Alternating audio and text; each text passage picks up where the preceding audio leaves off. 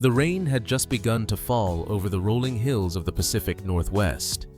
Inside a small farmhouse, Maria pressed her ear against the window pane. Her hens had gone silent. Then came the barking. Rex, the neighbor's dog, howled into the darkness.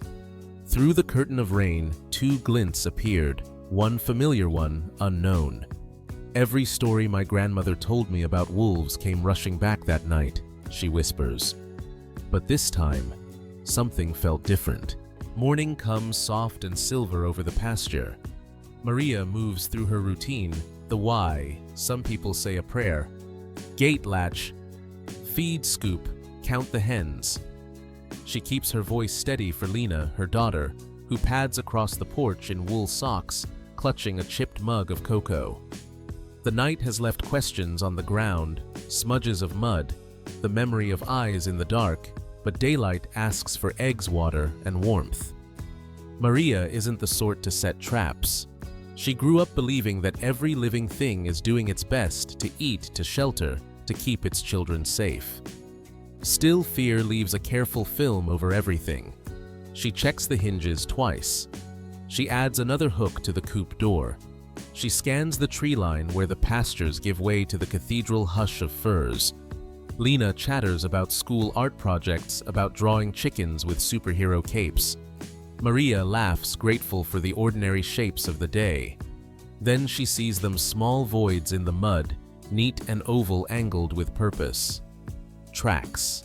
Not chaos, not a slaughter, just passing. Beside them, broader prints with the sloppy enthusiasm of a dog. Together, the trails point toward the woods, as if two memories had taken a walk.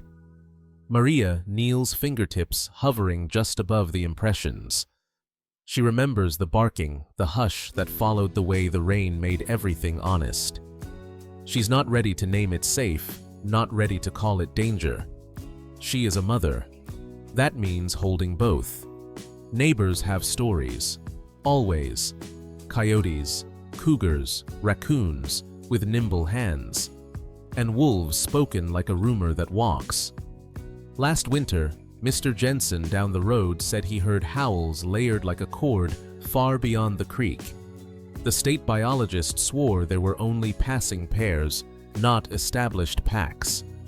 Transient, the report had said, a word that means here and not here in the same breath. Maria remembers a different word from her uncle's weathered field manual coexistence.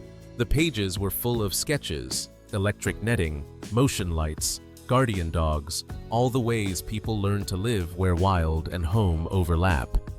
She tucks that memory into the pocket of her chore coat. Today she will not sharpen fear. She will sharpen attention. She walks the fence line. Here a sag where winter took its tithe. There a tuft of tawny fur snagged on woven wire, probably deer, she tells herself. She notes the places where darkness could lean close, where the forest can listen to the farm breathe. When she turns back, Lena is crouched by the prints, tracing the air above them, like she's reading a secret. They collect eggs together, counting aloud like a game. 11. 12. 12 and a half, when Lena finds a small warm egg and cradles it like treasure. The morning grows brighter, but a part of Maria stays in that thin space where pasture meets pine. She will add a camera to the coop, not out of anger, but out of curiosity. She wants to know what walks with her at night. She wants to know what the dog knows. She wants to see for herself. By the third night, the rain had stopped, but the silence felt heavier. The hens stirred restlessly, and Maria's mind replayed every sound she thought she'd heard, the flutter, the bark, the hush after. She wasn't sure what frightened her more, the idea of a predator or the thought that something was watching, yet never struck. At dawn, she put on her boots and walked to the coop, the air still wet with fog. At first glance, everything looked fine. Then she saw it, a line of prints crossing the mud like a sentence half-written. Sharp, narrow pads. A gait that meant confidence, not chaos. Beside them, the broader looping tracks of Rex, the neighbor's dog. The two trails wound together toward the forest and vanished between the ferns. They were walking side by side, Maria murmured. Not chasing, not running, just walking. A strange mix of fear and wonder settled in her chest. Maria took photos on her old phone, not to send to anyone, but to remember what the truth looked like before fear rewrote it. She noticed the stride longer than a dog's precise, deliberate. And yet, the two sets of prints matched rhythm, step for step. If it had been a chase, she would have seen the chaos, the torn dirt, the sprint marks. But this looked like two animals remembering how to move together. Her grandmother used to say that wolves carry the memory of every trail they walk. Maybe that was why this one had come back, not to take, but to look for something it lost. A scent, a voice, an old companion's bark. She didn't want to believe that, not yet, but part of her already did. Maria followed the trail until the grass swallowed it whole. At the edge of the woods, she stopped, no sound but her breath and the faraway creak of trees. For the first time, she whispered into the silence, not in fear, but in recognition. If you're out there, I see you. Then she turned back toward the farmhouse, boots heavy with mud, heart lighter than before. That evening, Maria placed a small security camera behind the chicken coop. She told herself it was just for proof, to calm her mind, to explain the missing hens. But deep down, she wanted to see who walked those steps. The forest didn't answer questions, it only whispered them back. By midnight, the camera's red light blinked quietly in the dark. Rain dripped from the eaves, the world muted to a heartbeat of wind and rustle.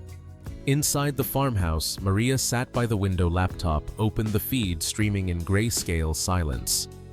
Hours passed, raccoons came and went, an owl swooped low. Then, movement. A shape emerged from the tree line, lean gray, cautious but not afraid. Behind it, another. A dog. Rex. The wolf didn't attack. It didn't even approach the coop. It stood there steady and watchful, as if listening for something only it could hear. And Rex, the dog, didn't bark. He wagged his tail once, then twice, his body relaxed in a way that only comes from familiarity. Then the wolf turned, gave one look toward the house, and vanished into the trees. It wasn't hunger that brought it here. It wasn't the scent of chickens. It was something older, recognition, memory, maybe even friendship. Maria remembered what the neighbor had said months ago. Rex was once trained at a wildlife rescue center, one that housed wolves for rehabilitation. The thought made her shiver. Had this been a reunion, Maria leaned closer to the screen, watching frame by frame. Two creatures, one domestic, one wild, meeting in the stillness of a human world. No teeth, no threat. Just a moment of understanding, caught by a camera meant to prove something else entirely. Maybe, she whispered, it came not to hunt, but to remember. The next morning, the world felt different. Not safer, not calmer, just changed. Maria brewed her coffee, but forgot to drink it. The image of Rex and the wolf standing together played on repeat behind her eyes like a song she couldn't turn off. She needed to know why. When she walked down the dirt road to her neighbor's house, Rex trotted to meet her. Tail high, eyes bright. There was no guilt, no tension. Only the easy comfort of a creature that knew it had done nothing wrong. The neighbor, Tom Jensen, laughed when she asked about the rescue center. Oh yeah, he said. Rex used to be part of a training program out in Idaho. They had wolves there, real ones. He was a pup then. They socialized the dogs to help study behavior between domestic and wild canines. Guess he never forgot his playmates. Maria stared toward the forest. A pup and a wolf once together, now grown apart. Maybe that explained the tracks. Maybe that explained the silence. She returned to the farmhouse and opened her laptop again. Frame by frame, she studied the video the way the wolf's ears tilted when Rex appeared, the small lift of its tail, a subtle signal of peace. It wasn't hunting behavior, it was recognition. It was the kind of gesture you make when you find something long lost. It knew him, Maria whispered. It remembered. For the first time, she felt a pang, not of fear, but of empathy. What must it be like to walk the edge of a world that no longer knows your scent? That night, Maria couldn't sleep. Every creak in the barn, every groan of the roof felt alive with meaning. She imagined the wolf moving through the timberline, nose to the wind, guided by scents of hay feathers and old friendship. She pictured Rex restless, two ears twitching toward the hills. And somewhere out there, two stories, one wild, one human, began to overlap again. Maria wrote in her small notebook before bed, "Fear protects, but memory connects." She placed it beside her window and turned off the lamp. Outside, a thin fog crept over the pasture. Somewhere beyond, the wolf waited. The storm rolled in before sunset, not gentle but alive, wild like something remembering itself. Rain drummed against the tin roof. Wind bent the trees into shapes that looked almost human. Maria tried to distract herself with small tasks, sealing feed bags, checking windows, but the anxiety in the air was thick enough to taste. Even Rex, usually calm, paced the porch head, low tail flicking nervously. Then came the sound, not thunder, not wind. A deep guttural bark followed by a single long howl that cut through the storm like a blade of light. It came from the field. Maria froze. Her daughter Lena peeked out from the bedroom door, whispering, "Mom, is it the wolf?" Maria nodded slowly, grabbing the flashlight and pulling on her coat. She told Lena to stay inside, but Lena didn't move. Her small voice, soft but steady, followed Mom. "It doesn't want to hurt us."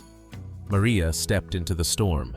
The flashlight beam wavered in the rain, then caught a pair of eyes not glowing red, just reflecting her own fear back at her. The wolf stood in the middle of the field, drenched but unmoving. Behind her, Rex barked once, sharp and protective, but then stopped, tail halfway raised, ears forward. For a moment, everything held still. The storm, the rain, even the air seemed to wait for something. Maria raised her light, slightly voice, trembling. "You don't have to run." The wolf took a step back, not out of fear, but respect, giving her space, as if to say, "I understand." Lightning flashed behind them, a brief moment, where human and animal stood framed together, neither hunter nor prey. Maria felt something shift inside her chest, like the first deep breath after years of holding it in. "I was no longer the watcher," she says later. "I was part of the silence between us." The wolf blinked once, turned, and melted into the storm, leaving only ripples of rain behind. Rex didn't chase. He just sat beside Maria, watching the space where it vanished. For the first time in months, she wasn't afraid of the dark beyond the fence. She whispered into the storm, "Thank you." By dawn, the storm had passed. The air smelled of pine and wet earth, that clean scent the forest leaves when it forgives the night. Mist drifted low across the pasture, wrapping the farmhouse like a sigh. Maria stepped outside barefoot, the grass cool under her feet, her flashlight still hanging loosely in her hand. Rex followed, ears alert but calm. The coop stood quiet. No feathers, no cries. Everything was still. Almost too still. Then she saw it. Just beyond the coop, near the fence line, a body small and red against the mud. A fox. Its fur matted from the rain, its shape twisted throat marked by a single clean bite. Maria froze, breath caught halfway. It wasn't her hens the wolf had come for. It had come for this.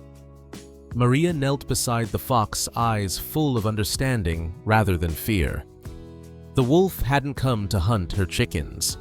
It had come to protect them, to drive away the real thief that had haunted her nights. And it had done so quietly, without expecting anything in return. No witness, no thanks. Just instinct, old, noble, misunderstood instinct. She looked toward the woods where the wolf's trail faded into fog. For a heartbeat, she thought she saw movement, a gray figure watching from afar, silent as breath. Then it was gone. "You didn't need me to understand," she whispered. "But I do." Maria buried the fox near the tree line, not as punishment, but as a way of closing the circle. Rex sat beside her tail, brushing against the dirt head, turned toward the forest. For the first time, she felt the space beyond her fence, not as threat, but as connection. The wild had reached out, and she had listened. By afternoon, the storm was only a memory. Sunlight poured over the valley like forgiveness. The mud had begun to dry, and the forest no longer felt like a wall, more like a neighbor breathing softly beyond the fence. Maria walked down the dirt road toward the Jensen farm. In her hands, the small flash drive with the camera footage. Not proof of a predator, proof of a truth no one expected. When she reached the porch, Tom and his wife were mending a gate. Rex bounded up, first tail wagging, as if eager to explain himself. Maria smiled.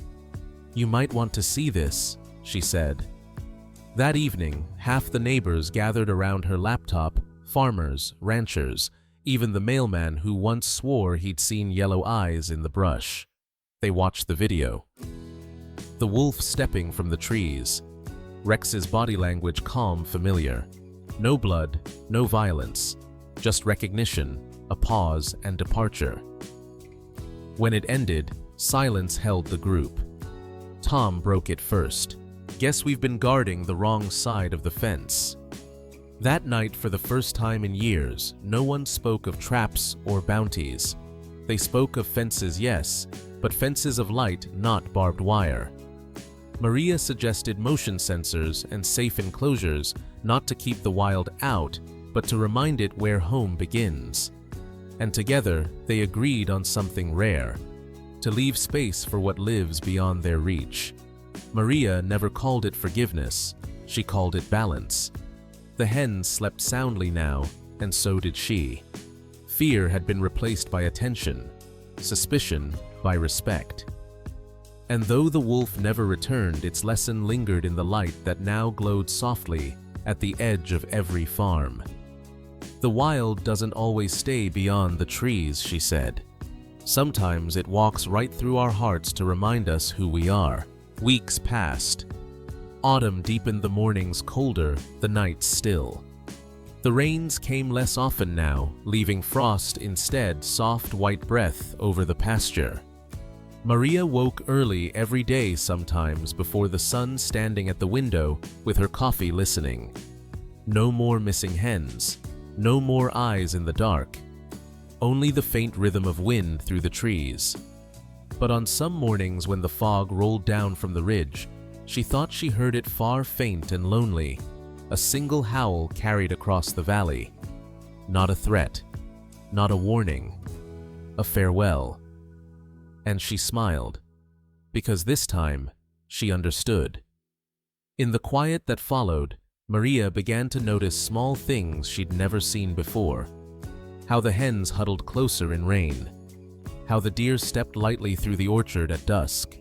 How Rex, now older, always looked toward the tree line before lying down to sleep. She realized the wolf hadn't come to change her life. It had come to remind her what life was, a balance between fear and faith, between what we keep and what we let roam free. "The wild doesn't vanish when we stop fearing it," she says. "It just learns to live beside us, quietly, patiently, waiting to be seen." "I used to think fences kept me safe," Maria whispers.